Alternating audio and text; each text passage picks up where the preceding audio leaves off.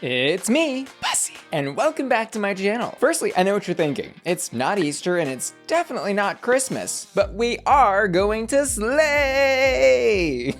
Today we're going to be diving into the unaired drama of RuPaul's Drag Race Season 14. And by that, I mean we'll be breaking down behind-the-scenes tea as spilled by the queens themselves at Rocsoe's viewing parties hosted over on YouTube.com. And so that we wouldn't run into another Reddit user copyright fiasco, I've actually cherry-picked this tea, drama, and hot gossip myself and created my own timestamps. Whee! And all of my timestamps and summaries I've made available to the public, available on my Patreon, and you can use the link in the description of this video to go check that out. So let's go ahead and get started. Episode 1 of the Season 14 recap viewing party episode was hosted by Adore, Denali, and Willow Pill. In this recap, Willow says that she was on that little photo shoot thing for like 15 minutes. How was that being on the wheel? They just put like straps on us. We had our feet in some things and had shit to hold on to. It was really nauseating. That's it went on dangerous. it was like, again, that's 30 seconds, but we did it for like, 15 minutes each. And upon meeting Ru, you have to like do the banter and everything for the first time. And you're trying to be like coy and funny, but you're also spinning on a wheel. And then there's like two hot guys like touching your inner thighs. Which kind of just highlights here that everything in TV that you see takes way longer than you think it would. Remember this because that will come into play later when we talk about the name Willow Pill as given to her by RuPaul. The queens also confirm in this recap that they did their talent show numbers twice. We had to do it twice, which made it harder. Which is pretty standard run-of-the-mill for RuPaul's Drag Race. We know they do runways twice, often do performances twice, and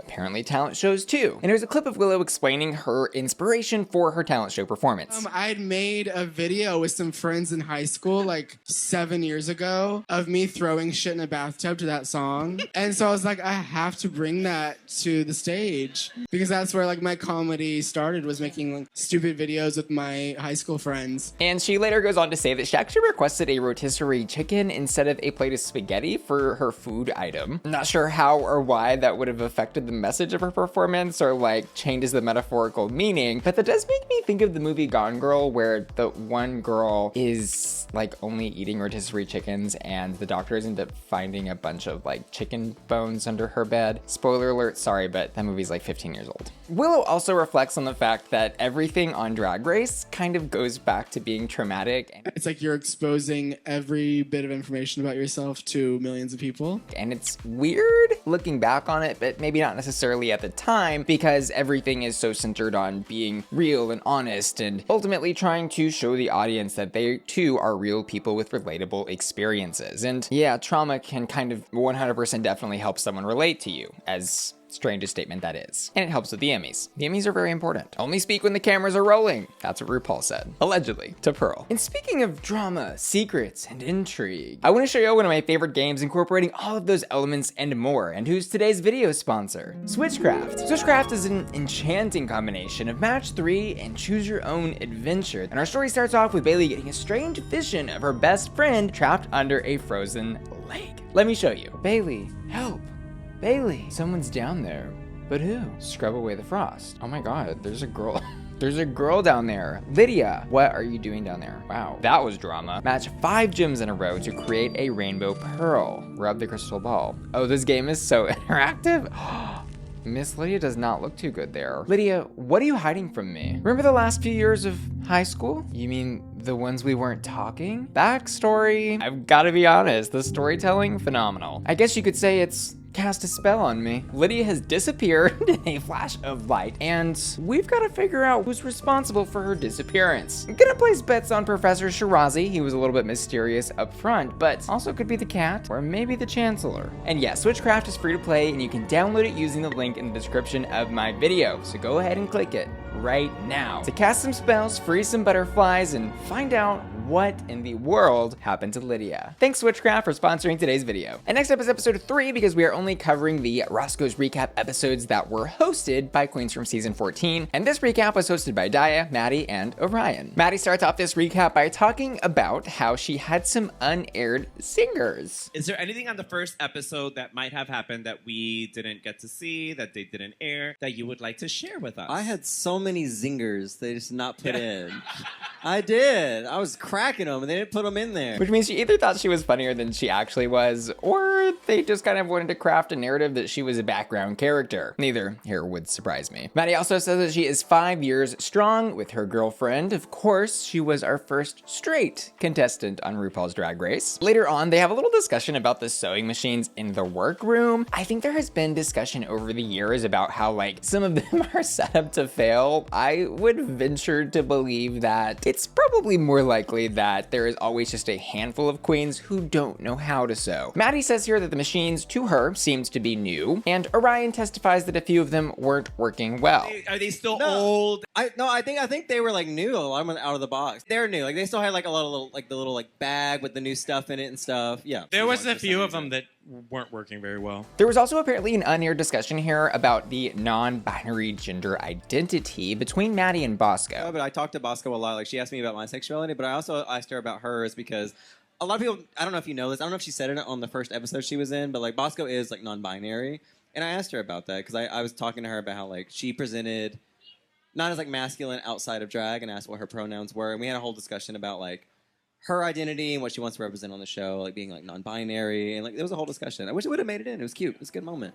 And some interesting tea about these looks was that the Red Hot Resort one was apparently one of the last runway categories that the girls were assigned. And this was confirmed by Orion, which means that every queen that was cast on season 14 likely had to compare a total of 4 looks just for this ball runway, of which they of course ultimately only used 2, depending on if they were assigned the animal print or red, white, and blue ball. Again, I've said it before, and I'm saying it now. Here's the video. Going on Drag Race is expensive. I don't think the audience at home often realizes just how expensive it can be. Maddy also confirms here that Deja finished her look in 30 minutes. Wow. Actually, like for even 2 full days, if that was what they maybe were given, the look is damn good. This was when I don't think that she got enough credit for, and she made it on set. Still a lot of fabric though. I stand by that. The judging in that episode was weird now looking back on it. Honestly, Camden and Daya were robbed this episode. Just gonna throw that out there. Catch it. Maddy also says that she made her entire bridal look in the hotel room. Again, impressive. But I wonder if that means she had like a sewing kit in the hotel room. She was like hand stitching this, which could explain some of the fit problems. Or if she took a machine back to her room. I doubt that happened. Maddy, let us know. And getting into the lip sync of this episode, remember that we saw June Jambalaya doing A, B, C, D, E, F, G, H, I, J, K, L, M, N, P, all the way through X, Y, Z on this stage. Every kind of dance move, and lost every item of clothing that she was wearing.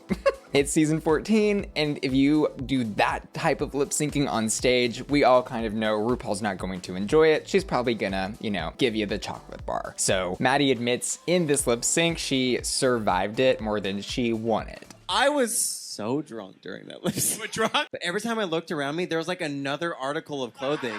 And I'm just like, what is going on? She's marking her territory. I was like, what is June doing? There's like a wig there, heels there, a skirt there. And also says later on in this recap that Michelle complimented her flats from her sickening signature drag look. I just want to say for the record, I've tweeted about it. I'm saying Michelle complimented me on my flats. I wish they would have shown that. I know. And maybe the most important piece of tea from this entire recap, and maybe this entire video. Pause for anticipation, pull the teacup up. Orion said the chocolate bars that they were given were, in fact, not chocolate. They were plastic.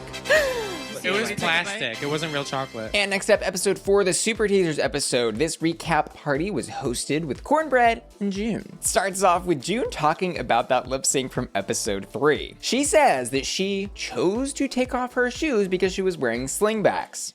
One of my shoes slipped off because it was a sling bag. And so then I took the other one off. And I said, oh, my shoes are off. I really got to go in. She says that she got grace and mercy in the edit. And let's just think about what we saw. It was pretty messy. I mean, hey, I'm just saying what people have said and what I've said. This is actually a really sweet recap episode hosted by these two because these two queens knew each other before the show as far back as college. And we also find out prior to filming that June was close with Kerri. As it turns out, this really was the Real Housewives of Drag season. We also learn in this recap party that Kornbread started hormones 4 months prior to filming. Of course, they're discussing her journey and gender transition. So I started my hormones 4 months before we were right here, right? The queens also discuss a production terminology that I was not familiar with. Never been on a set besides my own.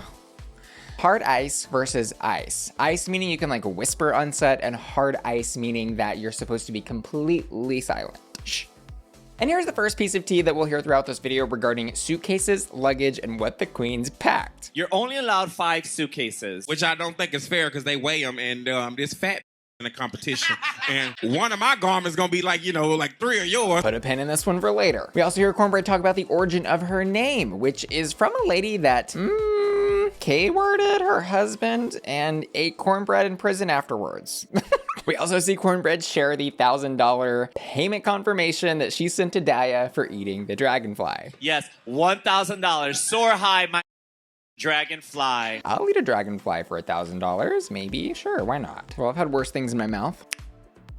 And near the end, we hear June say that season 14 promos were filmed after the season finished filming itself. And this, I think, has been the process for the past couple of seasons. But Naysha Lopez, the recurring host of these drag parties at Roscoe's, actually says that her season promo was filmed mid-season, or like right after episode 1. And a super fun tidbit that I saw people chatting about online was that if you look at the season 14 promos that the queens gave us, they were actually full of hints. Lady Camden, the mustache, the Freddie Mercury fall and reveal to the mustache. Orion's stories looking like a literal chocolate bar. Jorgeous' pom-pom because she had to cheer on the other queens after she was eliminated. Okay, maybe it was just Lady Camden. Anyways, moving on. Episode 5, we have hosted by Angeria, Evie, and Kamora Hall. This recap starts off with Angeria talking about Kornbread's disappearance. Like, we walked in and we really didn't realize it. They kept us separate, and then we walk in and they're like, "Get Kornbread station." Oh shit, somebody took her stuff! Because at the time, I didn't know that she hurt herself. It's a shame though we're not gonna see her on season 15. Of course, they're probably just saving her and Victoria for the all injured season. But will they invite Eureka? And at the 20-minute mark, Angeria says this about their suitcases. Still 5 suitcases too, right? It's 6. Interestingly noting here, of course, that Angeria said the word 6 suitcases, while Kornbread said 5. What's the truth? We may never know. Angeria applied for Drag Race just once, and she also says the confessionals are filmed every day that they are on set. They are like every day that you're there. Moving into the episode 6 recap, hosted by Alyssa Hunter and Jorgeous. This recap starts off with Alyssa and Jorgeous talking about their individual time with Rupaul, and Alyssa says you really don't get individual one-on-one time. Alyssa does, though, talk about being a runway coach and giving Rupaul a runway lesson. I'm a runway coach, and I do a runway with Ru, and they don't put it. We also hear Alyssa talk about how she does not think the lip sync was decided in the way it should have been decided. But then I watched the lip sync, and I said, "What happened here?" And then I went to the social media, and I was, "Oh, that's confirmed what I'm thinking. Okay." But not shade to my sister, Kerri. She deserved, and it's not her fault. But yeah, I think I deserve to stay. I'm gonna say it. And this isn't just her being bitter. This was something that a lot of fans were voicing online at the time. Of course, no, disparagement meant to Kerri's performance at all, but I think it was pretty clear among most people watching the episode, and possibly even the queens there, allegedly, that better lip sync was actually Alyssa's. But it's not our decision, it is RuPaul's. RuPaul's Drag Race. And in this recap, we hear Jorgeous was introduced to drag by her gay older brother. And we also hear Jorgeous talk about how she is a big green leaf lover. I am using euphemisms here. Use your brain and figure out what I am alluding to.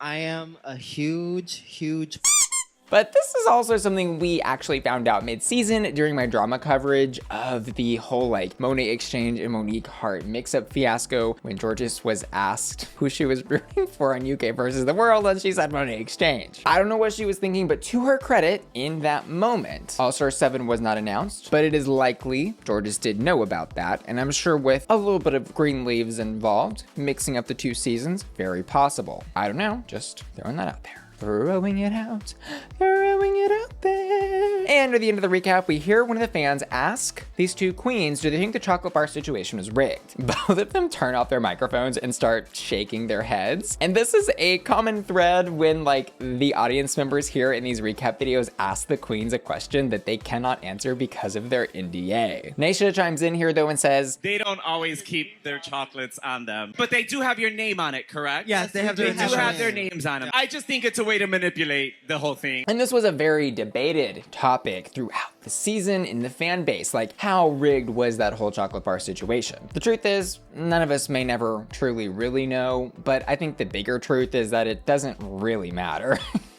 Because, like, even if somebody was given a gold bar to begin with, like, it's reality TV and they would have changed it behind the scenes anyways. Like, you can only leave so much to chance when you're doing TV production, and that's just the reality of the situation, pun intended.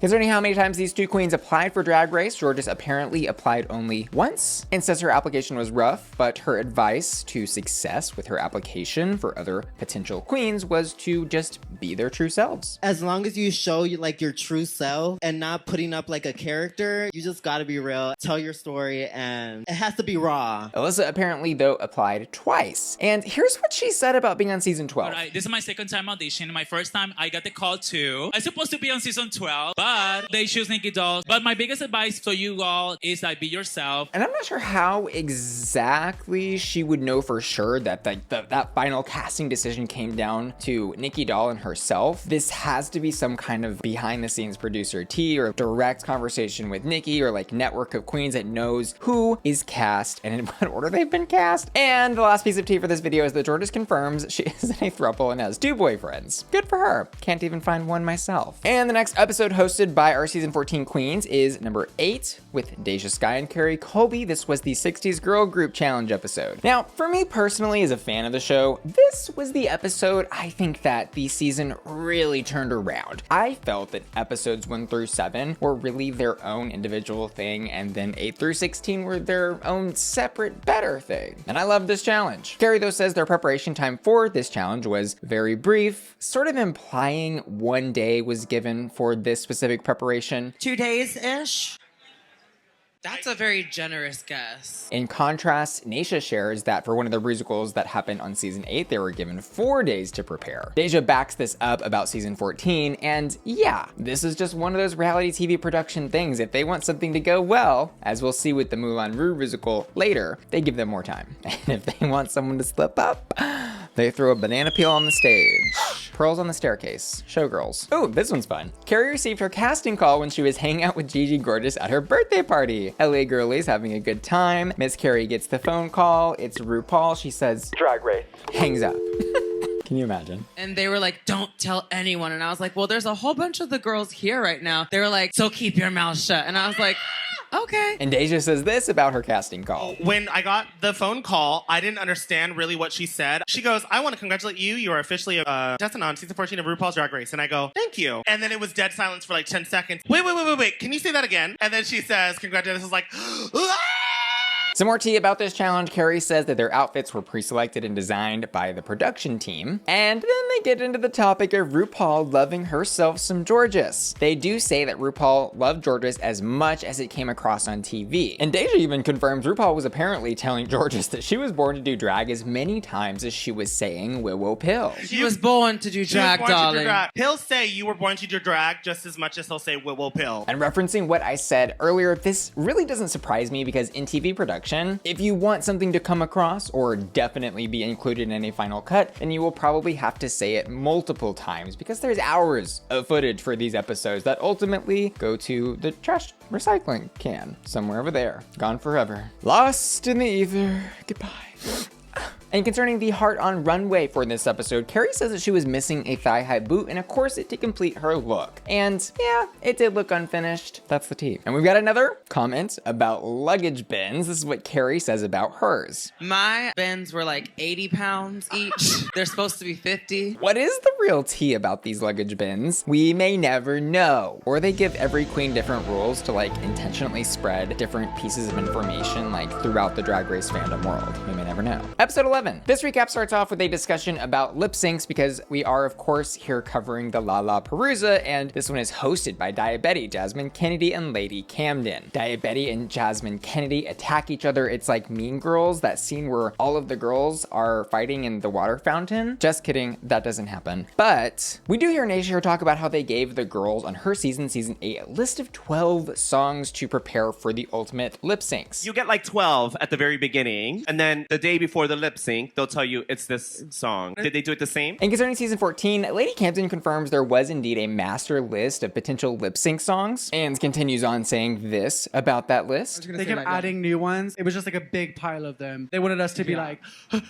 That is to say, putting these pieces of information together, it sounds like they were initially given a master list and then it was updated potentially several different times. But the songs that were ultimately included in the Lollapalooza were not like hard-coded, given to them before the episode actually happened, and it was a surprise for them to find out what that list was that day. Unrelated to this episode, but related because we had the Lollapalooza because of Snatch Game, Naysha asks these three queens, was Snatch Game as bad as it was portrayed to be? If they wanted to, they could possibly find bottoms and tops. I agree. Jasmine says, was it bad? Yeah, it was bad. Could you have seen someone like, oh, I could see you being in the top. I could see you being in the bottom. Yes, this girl included. She'd be in the top. And yeah, we had a huge discussion about this Snatch Game on my channel. Here's the video where I expressed it was my opinion that the producer sort of made the active choice to create drama out of a boring or less than impressive Snatch Game. Why? Because drama is good. Because this is reality TV. We need people talking online and making videos about it with hundreds of thousands of people watching. Pulling the curtain back here at Bussy Queen Studios on the entire Hollywood propaganda machine. And we talked a little bit about this next point in my unaired runway video. The Holy Couture category was, I guess, given to the girls in different ways. Like, Holy Couture was what we saw as fans, but Jasmine here seems to recall the prompt was something closer to what you worship, which is why she ultimately decided on like this astrology dress, and other queens did things like the Spice Girls, Lady Camden. Cat get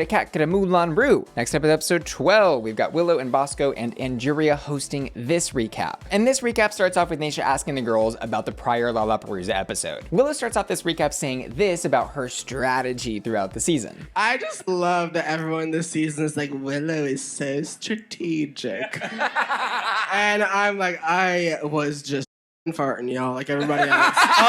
And Bosco goes on to say in this recap that Willow told her on the bus driving to film this episode she would love to perform the Luther song that was on that master list we talked about earlier. And so the ultimate choice Bosco made to do that song was really just because Willow had told her that that was one she wanted to perform before the Lollapalooza even happened, and serendipity led us to that moment. Or was it all Willow's mind? Was it all strategy the entire time? And concerning the other songs in that episode, Bosco says that she knew Angeria wanted to do Don't Let It Go, which Angeria kind of confirms here. Idea, she's a It wasn't clear to me though, based on the way Bosco was speaking, if she was being shady or playful though, so here's the clip for you to decide. I know the song that you wanted more than any of the other songs. She took it. Was Don't Let Go. No, I didn't know the words to the J-Lo song. Concerning Moulin Rouge though, we have some interesting information. Angeria says that she did not want the Mama Z character, so she kind of landed on charisma because she couldn't get talent because Jorgeous wanted talent. And then Bosco says that production told her that Camden was to be her understudy or backup for the role of Saltine. Because then they're like, so Bosco, I heard that you had to fight for this role. Let's have Lady Camden be your backup in case you're not good at it. So they were like really cooking the books. And remember what we were talking about earlier about how if the producers want something to be good, they will give the girls more time to rehearse. Willow here says they had the entire weekend to rehearse for Moulin Rouge. And hey, I'm glad they gave them extra time on this one because it came out fabulously. And this is what Bosco said about the golden chocolate bar reveal. So I really wasn't expecting it. And they cut this out, but after I opened it, I screamed, this season's never gonna end. And they didn't keep it in. And we hear two more little tidbits from Willow Pill. She says she was actually ready to quit drag if she wasn't cast on season 14. I was pretty ready to quit drag if I had not made it on this season. And that wasn't because I was like, oh, well, drag's not worth it if I'm not on Drag Race. It was just because I was like, well, I've had like a really nice career. I've done, I feel like, most of what I can do without extra resources. And thankfully this was the one. And I think she is sort of implying here that being a local queen can only afford you so much visibility, right? RuPaul's Drag Race has, in a way, in my opinion, monopolized the visibility of the drag world, which is amazing because there are so many more opportunities for drag queens that never existed before. However, at the same time, you know, if you're not a Ru girl, then you're not a Ru girl. You're a local queen. Sometimes being a local queen ain't all that bad, but that's just my feelings. Next up, we've got the Willow Pill controversy. A lot of people were upset that RuPaul was calling Willow Pill because they perceived that as Ru infantilizing her in some way. It doesn't seem though that the queens themselves took it that way. Here's what Willow said. I didn't give it shit. I give it that everybody else gives it. Stop giving it shit, y'all. It's fine. I think the thing is just like she was saying your name, and that was just like, oh, she's noticed you. Like, you just want RuPaul to say your name. You can say it however the fuck you want. Yeah, I was like, I will take anything for the screen time. I mean, I think it was pretty clear it was in good spirits, at least. And hey, like they said, at least RuPaul's saying your name. She ain't ever gonna say Bussy Queen, I can guarantee you that. This was the last episode hosted with some of the season 14 queens. And as a fact of life, all good and fun things must come to an end, and this is where we leave today's video. And as always, I wanna say thank you so much to you for watching today's video, and thanks to today's video sponsor, Switchcraft, who you can check out using the link in the description of this video. Let's join forces in casting some spells, freeing butterflies, and finding out what happened to Lydia. I also want to say thanks so much to my generous patrons for making my channel possible, and give a special shout out to Misha S, who's just joined my Patreon at the tier, and Adrian Burwinkle, Alessandro 420, Angel Cyrus, Daniel Drummond, Dark-Sided Otter, David Webb, Vicky, Alicia, Frankie, Hector Simancas, JP Jeffrey, Joseph Josh, JP in Dallas, Kyle Hermes, Laura Hassats, Louis Labrador, Ref, Mark James, Matthew Burns, Matthew Bauer, Maxi Wow, Miss F, Neely, Ryan Beats, Sailor, Steven, Topher, and Wheelie, who were all supporting me at my Bussy Queen Collector tier. See y'all later. Love ya. Bye.